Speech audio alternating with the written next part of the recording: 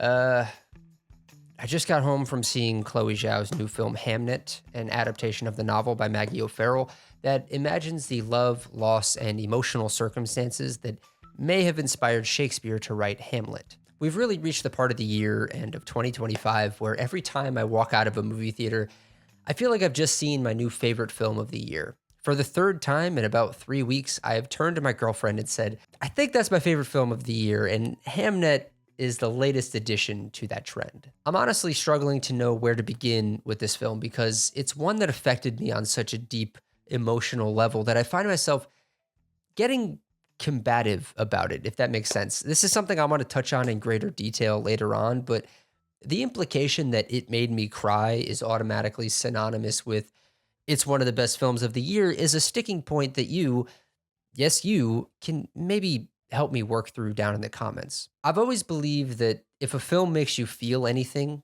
sadness, grief, joy, terror, anxiety, then it has succeeded at its job. But even with that philosophy in mind, this one hit me in a way that I wasn't prepared for. From its climactic centerpiece to the very end, I had a lump in my throat that just never went away. The film is essentially divided into two halves, and before we go any further, I just want to say that I will be spoiling this film from the get-go. If you do not want to know anything about Hamnet, do not watch any further, go check it out, and then come back to this video. The first half of Hamnet is a love story between Jessie Buckley's character Agnes and Paul Mescal's character, who we later learn is William Shakespeare. They meet, they connect instantly, they fall in love against their family's wishes, and they soon find themselves expecting children. There's a beautifully rendered, harrowing, yet ultimately joyous birth sequence in which Agnes delivers twins, Hamnet and Judith. The second half of this film is where the grief fully takes hold. At the center is the untimely death of Hamnet. It's devastating not only because it's the death of a child, which is inherently heartbreaking, but because of how it unfolds.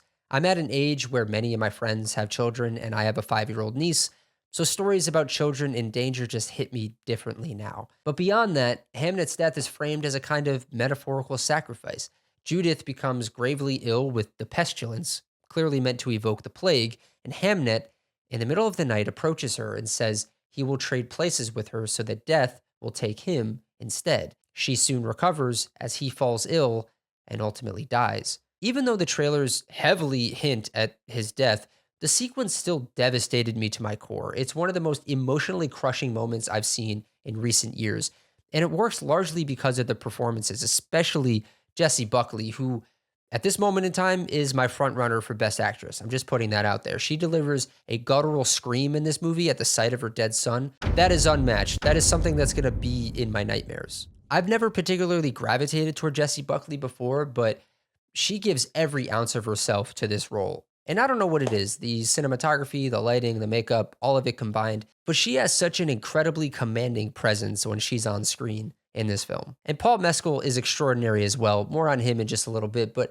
I could absolutely see both of them winning Oscars this year, and I would not be mad about it. Their chemistry from the beginning makes their journey feel incredibly lived in. I believe their romance right from the first scene all the way through to the end.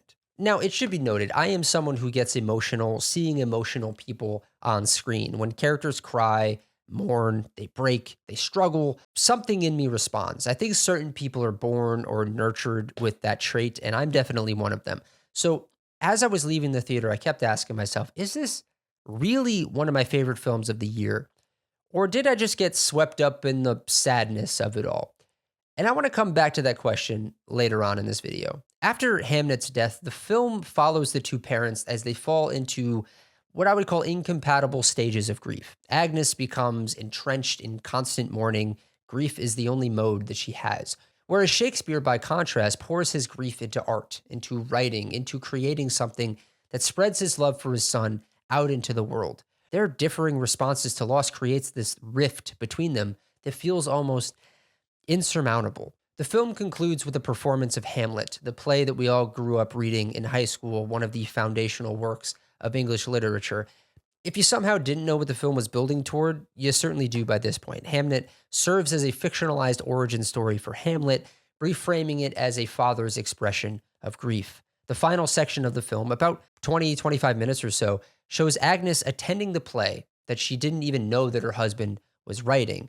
She watches, and through her eyes, we experience Hamlet in a new light. The familiar language of the play becomes electrified with new emotional meaning. Watching Jessie Buckley watch Hamlet on stage, initially furious that her son's name is being spoken on stage, then slowly transforming as she understands what her husband has created, was breathtaking. I could have watched Jessie Buckley watching the play for hours. Now, just to backpedal a bit, there was one element throughout the film that I was bumping up against. Agnes's sort of mystical connection with nature. She has this pet hawk. She can touch someone's hand and divine something about their future. She seems spiritually attuned to the trees, the earth, the animals. It's not Disney princess levels of intuition, but it initially felt a little too fantastical or poetic for the grounded emotional story that Chloe Zhao was telling. But by the end, I understood why she and Maggie O'Farrell included it. As I just mentioned, Agnes is the one who could read people, read the world with an almost supernatural clarity. And when Hamnet dies, that ability collapses. She loses the emotional, spiritual, intuitive language through which she once understood not only the world, but her husband. What had once been effortless becomes opaque. For her, grief is static. It sort of calcifies everything. But watching her husband perform as the ghost of Hamlet's father, she suddenly sees his magic for the first time. Not the magic that she practices, the quiet earthly intuition of a healer, but as artistic magic, the ability to translate pain into something structured, something communicable, something eternal. It's the moment she realizes that writing for him is not an escape from grief, but a form of communion with it. She's witnessing a person that she thought she knew completely reveal another dimension of himself, sort of like a spiritual frequency that she never tuned into before. It's like recognizing someone else's private superpower. She understands finally that his way of mourning is not evasive or dismissive of their son, but profoundly active. He's trying to birth a kind of everlasting life into Hamnet by building a story that the world will remember forever. And during the scene, she repeats something that she said earlier. During the scene when they got married, she says, "Turn around, look at me." And he does. And it feels less like a romantic gesture and more like a mutual acknowledgement. I see your grief and you see mine. For the first time since Hamnet's death, they occupy the same emotional space. Their incompatible modes of mourning suddenly harmonize. That moment really landed so deeply for me because as an artist who doesn't do well with grief myself, I recognized the instinct that Mescal plays so well. The instinct to metabolize pain by creating, shaping, crafting, trying to make sense of something that's utterly senseless in this world. Watching Agnes witness that instinct in him and finally understand it as its own kind of magic was overwhelming to me in the best way. And so we see that the death of Hamnet and the birth of Hamlet become this bridge between them. And I just found that to be an undeniably beautiful note for this film to end on. Before I forget, I have to shout out Jacoby Jupe and Noah Jupe. Jacoby Jupe is Noah's younger brother, and he plays Hamnet and gives one of the best child performances I've seen in years. Also, huge shout out to Olivia Lyons, who plays Judith, Hamnet's twin sister. She's also outstanding. The moment that she sees Hamnet's body and insists it can't be him because it doesn't look like him just truly gutted me. And Noah Jupe later on plays Hamlet in the final performance. Just brilliant. That's all I could say. Just absolutely brilliant. I didn't even realize at first that the actors playing Hamnet and Hamlet were brothers in real life. Just incredible casting, given all of the film's themes up to that point. As for the direction of this film, the cinematography, the production design, everything I felt was top notch. Chloe Zhao, as a filmmaker, I've never really connected with. Nomadland wasn't really my vibe. Eternals, I thought was underrated and misunderstood. I never really got the vitriol directed at it.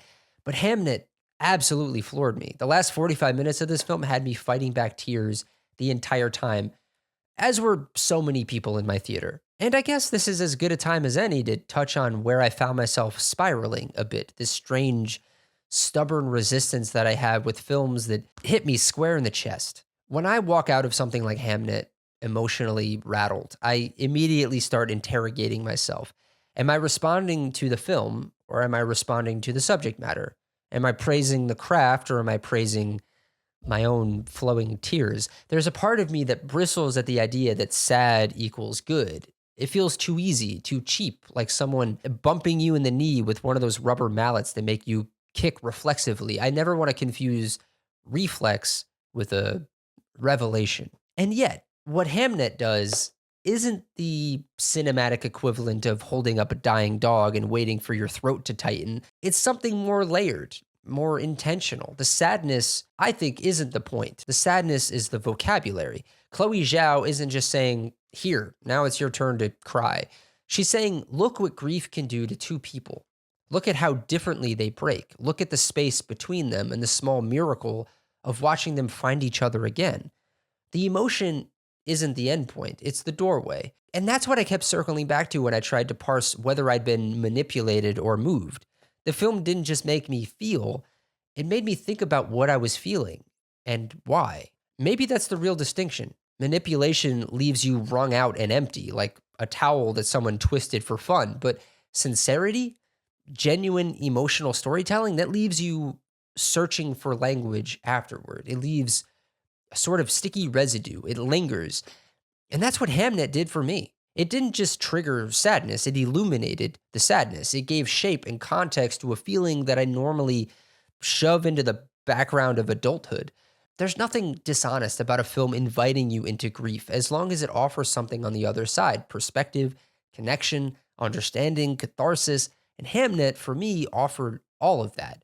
So yeah, Hamnet made me cry. It made everyone in the theater I saw it with cry, but the tears weren't the evidence of its greatness. The clarity that followed was, if that makes sense. Another part of my resistance, I'm not done yet, comes from the simplicity of what the film depicts. On paper, Hamnet is just a story of two people who fall in love, have children, lose one of them, and learn to live with that loss. In a sort of content-saturated 2025, it's easy to dismiss a film like this as not enough.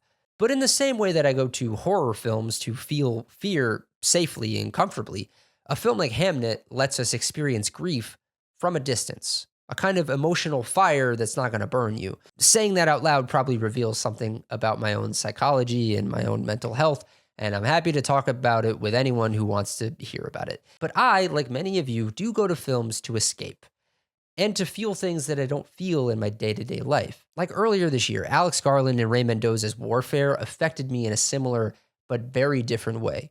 It hit me viscerally, unexpectedly, had me shaking the whole time in the theater, and it has stayed with me. Hamnet gave me a different emotion, but it was no less real. I can also say with absolute certainty that I don't think I could watch this film a second time, not anytime soon anyway. It feels like one of those films you experience once and you just sort of keep with you. And I didn't really touch on this earlier, but I do have somewhat of a personal relationship with Shakespeare.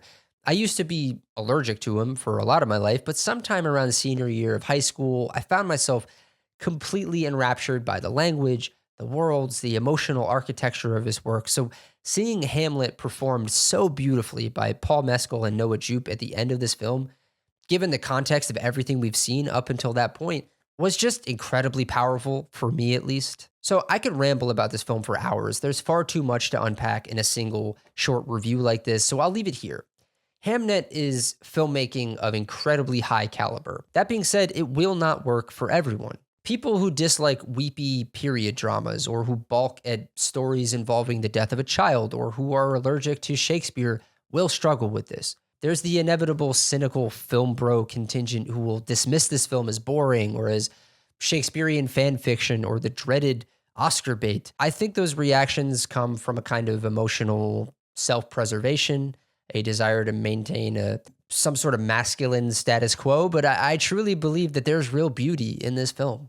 There are some capital P performances in this film, and yeah, sure, some people recoil from theatricality in their performances. Some people recoil from Shakespeare in general, but I don't know, man. I got swept away in all of it, and that speaks not just to the actors and their performances, but to Chloe Zhao and the direction and the cinematography and the score, all of it. I fully understand that some people will walk away from Hamnet with the complete opposite reaction that I had. I urge them gently to look within themselves and ask why. But look, film is subjective, and I might wake up tomorrow and feel completely differently too. Right now, though, sitting here talking to you, unable to get this film out of my head, I can say that Hamnet is easily one of my favorite films of 2025.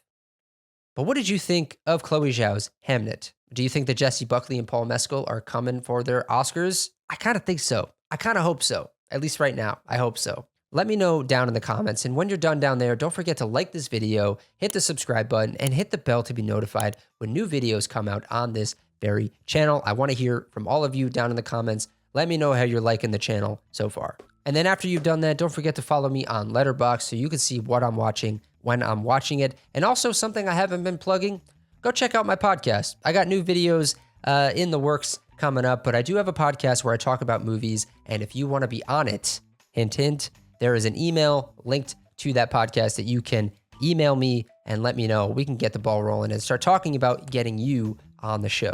But I think that's going to do it for me. Hamnet, one of the best movies of the year. We will be seeing it in the awards conversation, so it's a movie I'm going to be talking about as we get closer to the Oscars. So I hope you stick around. I hope you've hit that subscribe button already. I'll see you all next time.